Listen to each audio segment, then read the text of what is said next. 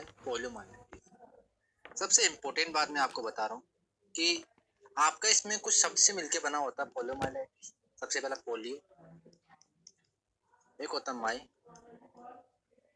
और एक itis. Polio myelitis. अगर मैं इस पोलियो शब्द का मतलब देखूं अगर मैं इस पोलियो शब्द का मतलब देखूं तो आप इसका मतलब बताओगे ग्रे।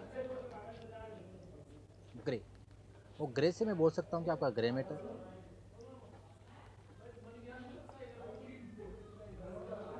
तो पोलियो में आप जो पोलियो का मतलब है उसका मतलब होता है ग्रे। ग्रे से आप ग्रे मैटर। मायो, स्पाइनल कोड, स्पाइनल कोड, ठीक है। और आइटिस का मतलब आप सब जानते हैं, इन्फ्लेमेशन।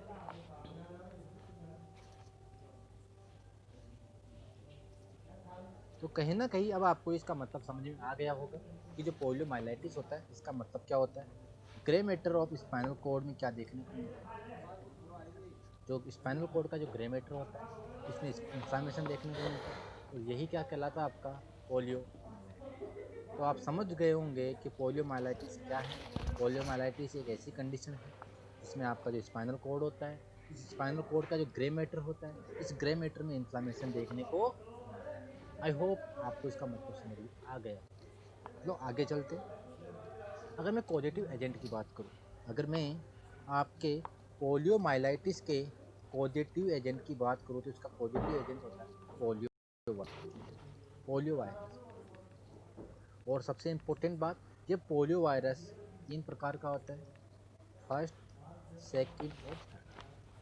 इसका मैं कह सकता हूँ कि polio virus first, polio virus second और पोलियो वायरस थर्ड। तो ये आपके 3 एजेंट होते हैं, पॉजिटिव एजेंट होते हैं जो कि पोलियो कोज करते हैं। यहाँ पे आपको सीरोटाइप्स आ रहा है। सीरोटाइप्स का मतलब होता है कि ये जो पोलियो वायरस फर्स्ट है, पोलियो वायरस सेकंड है, पोलियो वायरस थर्ड है, ये तीनों टाइप तो किसके हैं? Polio virus. लेकिन कुछ छोटे से चेंज के कारण इनका क्या कर दिया गया? डिवाइडेशन कर दिया गया, डिवाइड कर दिया गया। तो आपका जो पोलियो वायरस है 3 प्रकार का होता है, type first, second, third. Important बात, अभी वर्तमान में आपका जो टाइप सेकंड है ये क्या हो चुका है? इरेडिकेट हो चुका है। अगर आपको पता हो जो पहले जो पोलियो का वैक्सीन चलता था वो ट्राईवेलेंट होता था, और अभी जो वर्तमान में चलता है वो होता है बाईवेलेंट। ट्राईवेलेंट में आपका 1, 2 और 3, तीनों वायरस के अगेंस्ट आपका क्या था? इम्यूनाइजेशन था, वैक्सीन था।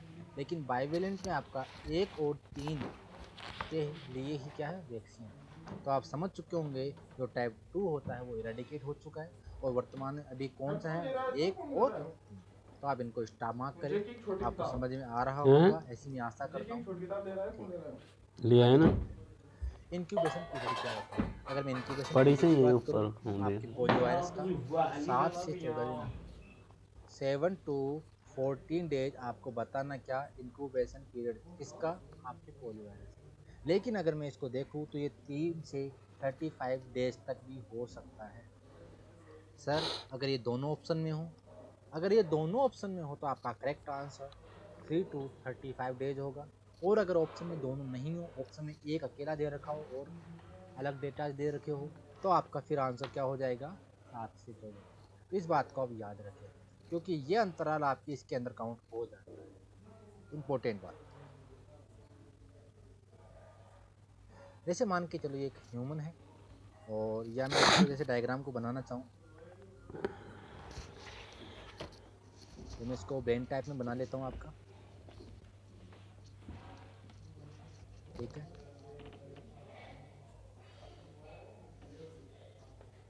ये एक ह्यूमन बींग है, ये ह्यूमन बींग का स्पाइनल कोड है, माना ये उसका स्पाइनल कोड है।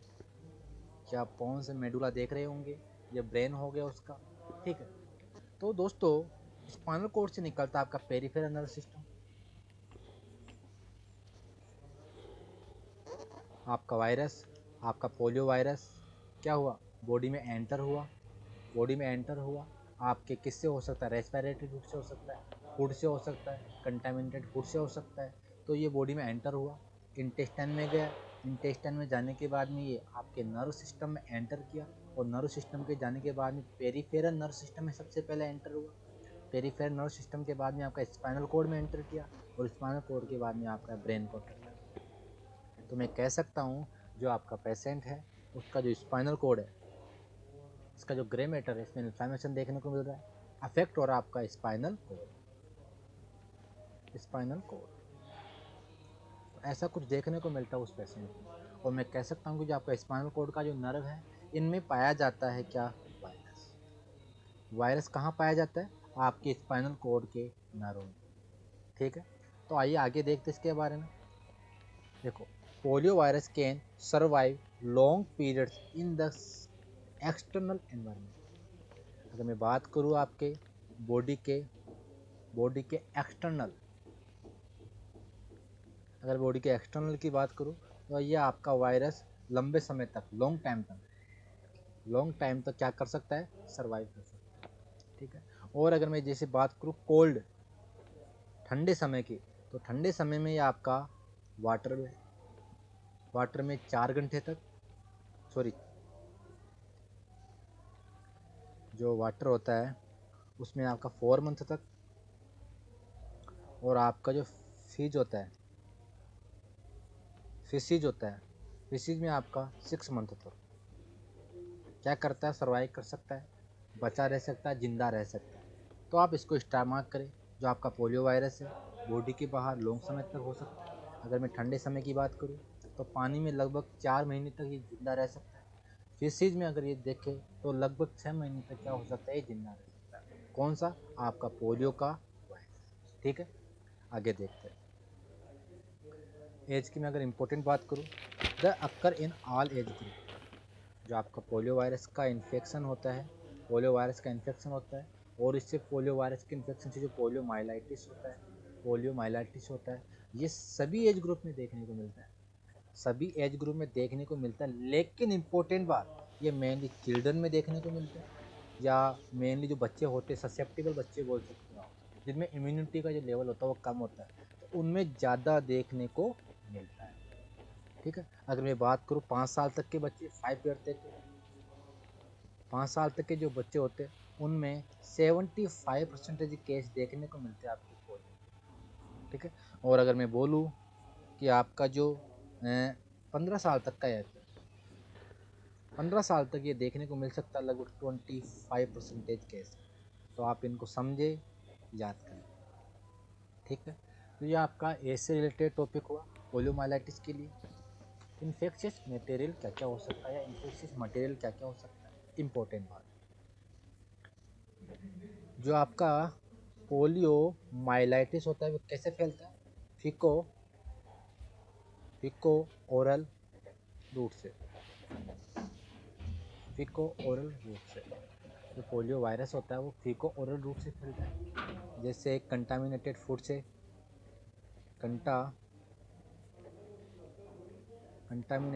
हो सकता है, वाटर से हो सकता है, फ्रेश होने गए, अच्छी तरह हाथ नहीं धोए तो उससे भी फैल सकता है आपका कंटामिनेटेड हाथों से, फिंगर से आप बोल के चल सकते हो। तो ये सभी कोज कर सकते, फैला सकते, स्प्रेड कर सकते हैं आपके पोलियो वायरस को, पोलियो माइलाइटिस के। ठीक है, तो यहाँ इम्पोर्टेंट क्या हुआ? Disease and oropharyngeal secretion of infected person. Disease and जो ओरोफेरिंजियल सिक्रेशन है ये क्या करते हैं? इन्फेक्टेड पर्सन के इन्फेक्टिव मटेरियल का है। इम्पोर्टेंट, अगर मैं एक डायग्राम बनाऊँ आपका, जैसे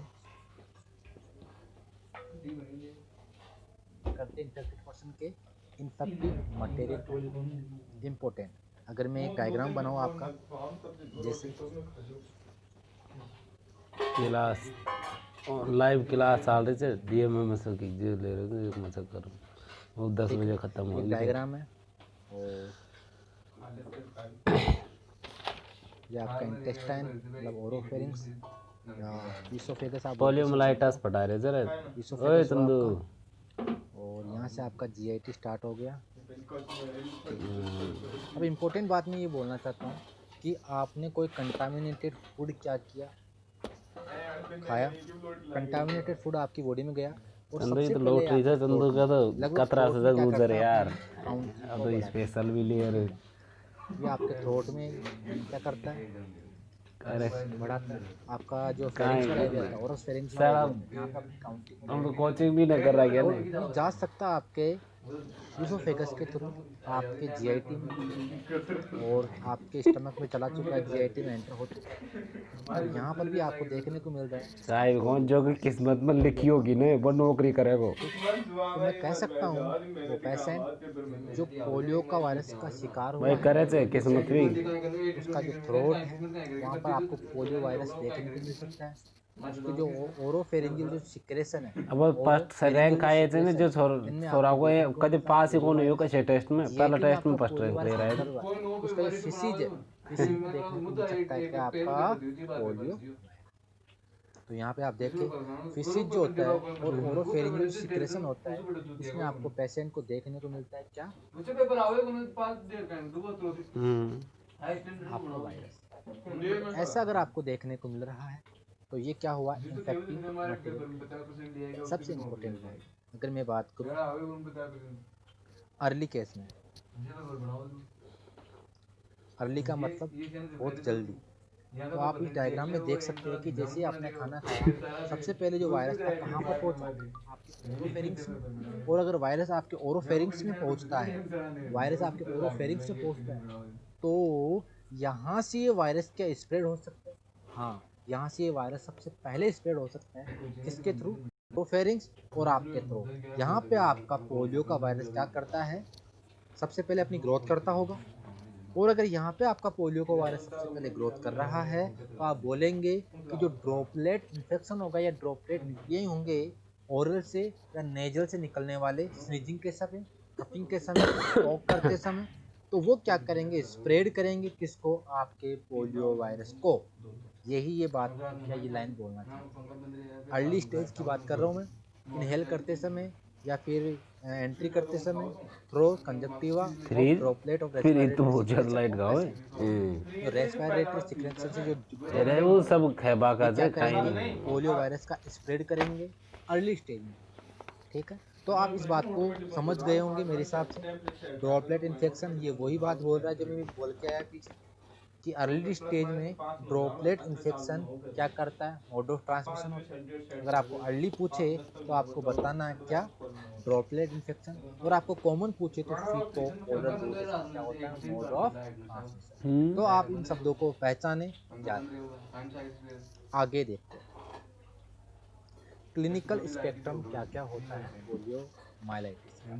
क्लिनिकल स्पेक्ट्रम की बात करते हैं। सबसे पहला आपको देखने को मिल रहा है इन एपरेंट। इन एपरेंट का मतलब अगर हिंदी में देखो तो अस्पष्ट,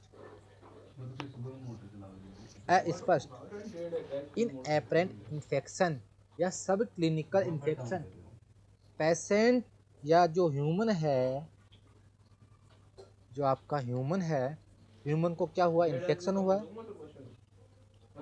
बिल्कुल, ह्यूमन को इन्फेक्शन तो हुआ है, और इन्फेक्शन होने के बाद में वो शो नहीं कर रहा है, not show, sign and symptom of poliomyelitis. ठीक है, तो ये क्या हुआ आपका इन एपरेंट और सब क्लिनिकल केस। क्या हुआ, इन एपरेंट और सब क्लिनिकल।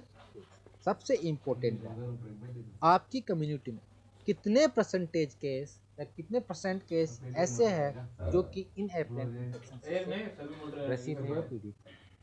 91 to 96% या परसेंटेज ऐसे केस है जो कि इन एपरेंट स्टेज में या सब क्लिनिकल इन्फेक्शन की स्टेज में। तो आपको ये बात समझ में आ गई होगी कि आपकी बॉडी में अगर पोलियो का वायरस जाता है तो वो डिजीज कोज करे या फिर क्लिनिकल डिजीज कोज करे, ये पॉसिबल नहीं। क्लिनिकल डिजीज से मेरा आशय है, मेरा जो मतलब है कि साइन एंड सिम्टम्स को भी शो करे, ऐसा कोई ज़रूरी नहीं है। क्योंकि 91 से लेकर 96% तक तो आपका क्या होता है, इन एपरेंट और सब क्लिनिकल इन्फेक्शन या केस। आगे देखते हैं अबॉर्टिव पोलियो या माइनर इलनेस। अबॉर्टिव, अगर मैं इसको मतलब हिंदी में देखूँ, अबॉर्टिव का मतलब, अबॉर्टिव अधूरा, अधूरा, अधूरा। और अधूरा पोलियो, ऐसा पोलियो जो भी अधूरा ही है, जो कि अभी अपनी जो मैक्सिमम लेवल होता है वहाँ तक पहुँचा ही नहीं। तो अबॉर्टिव पोलियो है, ये इसको माइनर इलनेस बोल सकता हूँ। एक ऐसी कंडीशन जो अभी अधूरी है या अधूरा इन्फेक्शन है, तो मैं क्या ये बोल सकता हूँ कि वो ज़्यादा आगे खतरनाक होगी? बिल्कुल भी नहीं, क्योंकि वो तो अभी अधूरी है, खतरनाक कैसे हो सकती है? तो इसीलिए दोस्तों, जो अबॉर्टिव होता है उसका जो ट्रीटमेंट होता है, ये क्या होता है, बहुत फास्ट होता है, जल्दी ठीक हो जाती है, क्विक ठीक हो जाती है। नॉन पैरालाइटिक पोलियो, ऐसा पोलियो जिसमें आपको साइन एंड सिम्टम तो शो कर रहे हैं, लेकिन किसी प्रकार का कोई पैरालाइटिक नहीं। और यहाँ पे आपका पैरालिसिस देखने को मिलता polio less than 1% case, less than 1% case, मैं बोल सकता हूँ 0.5% केस में आपका क्या देखने को मिलेगा, पैरालिसिस देखने को मिलेगा। तो ये तो एक छोटा सा रिवाइज हो गया। अब आगे इनके बारे में ब्रीफ देखते हैं या थोड़ा डीप में देखते हैं। सबसे पहले इन एपरेंट केस पैरालिसिस देखने को मिलेगा। तो ये तो एक छोटा सा रिवाइज हो गया। अब आगे इनके बारे में ब्रीफ देखते हैं या थोड़ा डीप में देखते हैं। सबसे पहले इन एपरेंट केस, इन एपरेंट अस्पष्ट सब क्लिनिकल इंफेक्शन। तो आइए देखते हैं इसके बारे में। This occur approximately 91 to 96% polio virus infection. लगभग 91 से 96 या 96% तक आपको कौन से केस देखने को मिलेंगे, इन एपरेंट केस देखने को मिलेंगे, जो कि सब क्लिनिकल केस में होंगे। There are no presenting symptom, यहाँ पे किसी प्रकार का कोई सिम्टम प्रेजेंट नहीं होगा, ठीक है। There are no presenting symptom, ठीक है। तो इसको स्टार्ट मार्क कर ले। क्यों? तो क्योंकि कहीं आप बोले थे पीछे बोल के आ रहे हो सब क्लिनिकल केस, और सब क्लिनिकल केस का मतलब यही होता है कि देयर इज नो हंसी क्यों से जाने symptom, sign and symptom show नहीं करते। आगे देखते हैं। Recognisation only by virus isolate और राइज एंटीबॉडी। जो आपका वायरस होता है वो किस प्रकार आपको आइडेंटिफाई करना होगा या आप कैसे पता लगाओगे, तो आपको देखने को मिलता है, या तो आप वायरस को आइसोलेट कर लो, या फिर आपको जो एंटीबॉडी होती है अपने वायरस के अगेंस्ट, वो आपको ब्लड में देखने को मिलेगी। तो इस प्रकार आप उसको क्या करोगे, रिकॉग्नाइज करोगे, पहचान करोगे। तो ये आपका इन एपरेंट केस हुआ। अबॉर्टिव, वो आपको ब्लड में देखने यार मैं गाड़ी काट जो इस कि प्रकार आप उठे उसको क्या करोगे, रिकॉग्नाइज करोगे, पहचान करोगे। तो ये आपका इन एपरेंट केस हुआ। अबॉर्टिव अधूरा, अबॉर्टिव अधूरा पोलियो, अधूरा केस।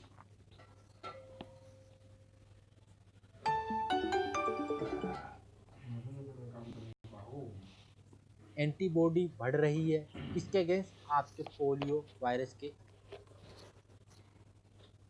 ठीक है। रिकॉग्नाइजेशन बाय वायरस आइसोलेशन और राइजिंग एंटीबॉडी, ये भी उसी प्रकार रिकॉग्नाइजेशन किया जाता है, इसको पहचाना जाता है जिस प्रकार आप इन एपरेंट या सब क्लिनिकल इंफेक्शन को पढ़ के आ रहे थे, वायरस को आइसोलेशन बोल के चल सकते हो, या आप एंटीबॉडी बढ़ रही है किसके अगेंस्ट, आपके पोलियो वायरस के अगेंस्ट। जैसे पोलियो वायरस आपकी बॉडी में एंटर किया, आपकी बॉडी ने क्या किया, एंटीबॉडी फॉर्म किया, फॉर्म एंटीबॉडी, एंटीबॉडी फॉर्म किया, एंटीबॉडी बनाया, एंटीबॉडी आपकी बॉडी में एंटर किया, आपकी बॉडी ने क्या किया, एंटीबॉडी फॉर्म किया, फॉर्म एंटीबॉडी, एंटीबॉडी फॉर्म किया, एंटीबॉडी बनाया किसके अगेंस्ट, आपके पोलियो वायरस के अगेंस्ट। क्लिनिकल इंफेक्शन को पढ़ के आ रहे थे, वायरस को आइसोलेशन बोल के चल सकते हो, या आप एंटीबॉडी बढ़ रही है किसके अगेंस्ट, आपके पोलियो वायरस के अगेंस्ट। जैसे पोलियो वायरस आपकी बॉडी में एंटर किया, आपकी बॉडी ने क्या किया, एंटीबॉडी फॉर्म किया, फॉर्म एंटीबॉडी, एंटीबॉडी फॉर्म किया, एंटीबॉडी बनाया किसके अगेंस्ट, आपके पोलियो वायरस के अगेंस्ट, ठीक है। तो इस एंटीबॉडी को ध्यान देखना, इस एंटीबॉडी को पहचानना नहीं होते, पैरालाइसिस नहीं होता, और अगर उसमें पैरालिसिस नहीं होगा तो क्या देखने को मिलेगा, जस्ट फ्लू लाइक सिम्टम।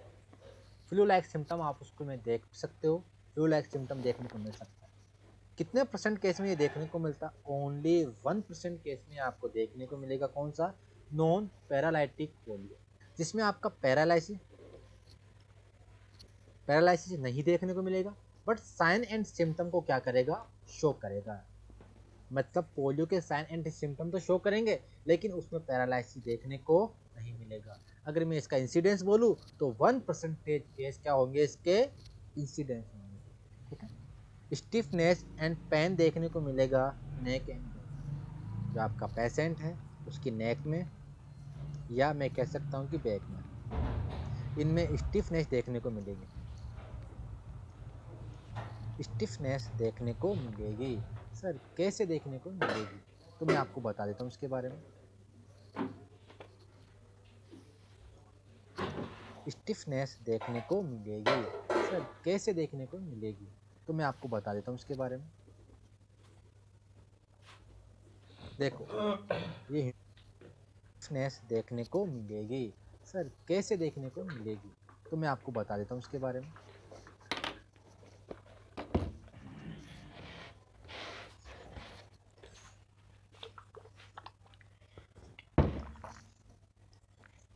ठीक है, आप पेरिफेरल नर्वस सिस्टम बोल के चल रहे हो, आपका वायरस स्पाइनल कॉर्ड में आ चुका है। और इम्पोर्टेंट बात, आपका वायरस स्पाइनल कॉर्ड में आ चुका है, और स्पाइनल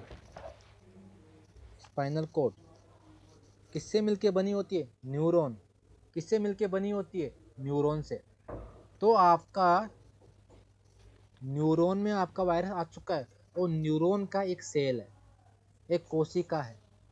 ठीक है, और इस सेल में प्रेजेंट है आपका वायरस। इस सेल में प्रेजेंट है आपका कौन सा वायरस, पोलियो का वायरस।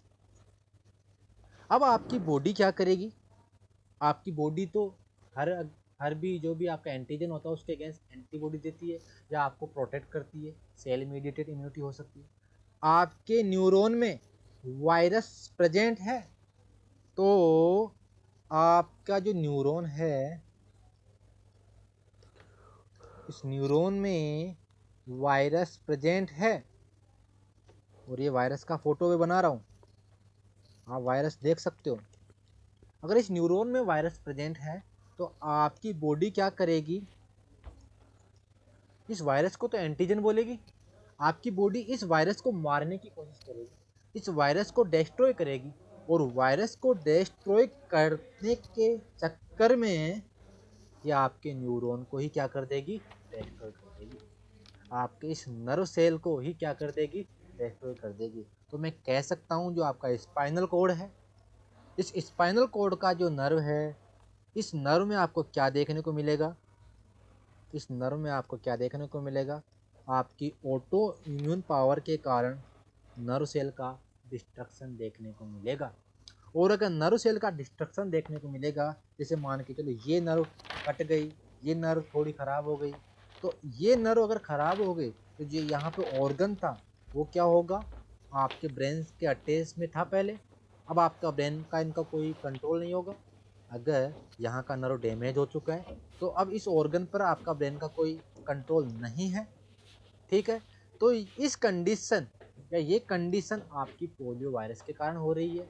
और पोलियो वायरस कहाँ प्रेजेंट था, न्यूरॉन में प्रेजेंट था, और न्यूरॉन को आपकी बॉडी ने क्या कर दिया, डिस्ट्रक्ट कर दिया, तोड़ दिया, खराब कर दिया।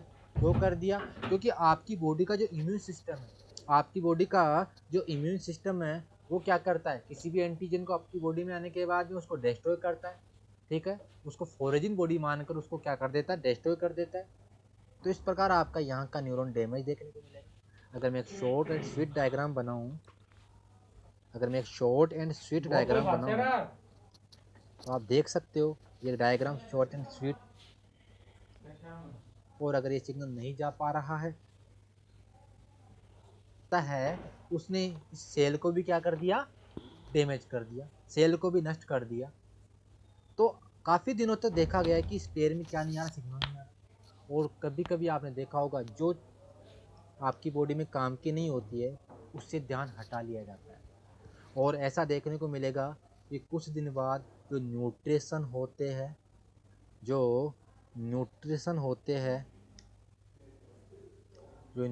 आप बोल के चल सकते हो, ब्लड का सप्लाई आप बोल के चल सकते हो, इस लोअर लिम्ब को जो होने वाली थी वो अब क्या हो जाएगी, धीरे धीरे कम हो जाएगी।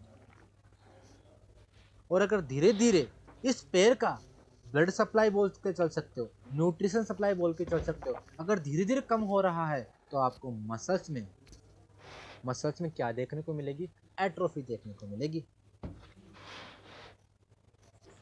मेरी बात समझ में आ रही है? मैं ये कहना चाहता हूँ कि अगर आपका जो न्यूरॉन डैमेज हो चुका है, आपका स्पाइनल कॉर्ड के जो ग्रे मैटर का जो न्यूरॉन डैमेज हो चुका है, तो यहाँ से जो सिग्नल आपके ब्रेन से सिग्नल आपके पैर तक आना चाहिए था, ये अभी नहीं आ रहा है। कुछ दिन बाद इस पैर को या इस लोअर लिम्ब को आपका न्यूट्रिशन, ब्लड सप्लाई धीरे धीरे कम देखने को मिलेगा, क्योंकि जो पार्ट आपके ब्रेन तक सिग्नल नहीं दे पा रहा है तो आपका ब्रेन इसको अवॉइड करेगा। और अगर आपका ब्रेन इसको अवॉइड करेगा, इस